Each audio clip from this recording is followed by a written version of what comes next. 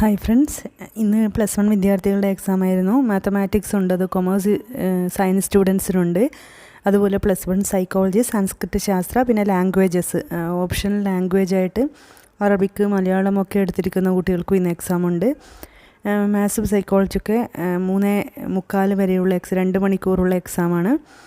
Improve ചെയ്ത കുട്ടികളും first attempt എഴുതുന്ന ഫസ്റ്റ് ഇയർ സ്റ്റുഡൻസും കുറേ പേര് മാത്സ് ഈസിയാണ് എന്നാണ് പറഞ്ഞത്. മാത്സ് ടീച്ചേഴ്സും ഈസി എന്ന് പറയുന്നതായി ശ്രദ്ധയിൽപ്പെട്ടു.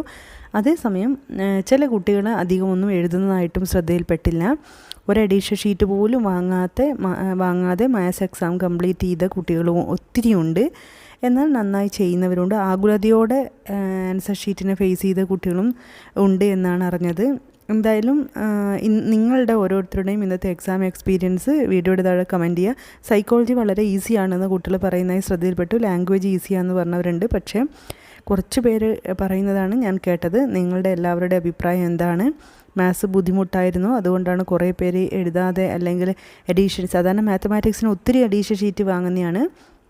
പക്ഷേ ഭൂരിഭാഗം കുട്ടികളും പറഞ്ഞു ചിലവർ 2 വാങ്ങി, ചിലവർ 1 വാങ്ങിയില്ല എന്നൊക്കെ പറയുന്നതായിട്ട് കേട്ടു. നിങ്ങളുടെ ഇന്നത്തെ +1 മാത്സ് സയൻസുകാർക്ക് എങ്ങനെ, കൊമേഴ്സുകാരുടെ മാത്സ് എങ്ങനെയായിരുന്നു?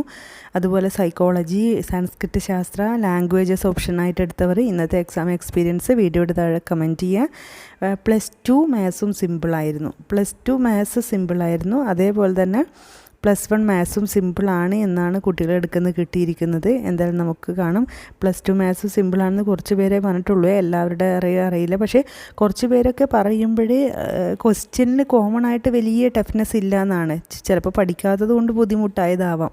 ഇന്നലത്തെ അക്കൗണ്ടൻസി അങ്ങനെയല്ല, എല്ലാവരും ഭാഗത്തുനിന്നും ആ ഒരു കോംപ്ലിക്കേഷൻ വന്നപ്പോഴാണ് നമുക്കതിനെക്കുറിച്ചൊരു ആകുലത തോന്നിയത്. എന്തായാലും നിങ്ങളുടെ ഇന്നത്തെ എക്സാം എക്സ്പീരിയൻസ് വീഡിയോയുടെ താഴെ കമൻറ്റ് ചെയ്യുക.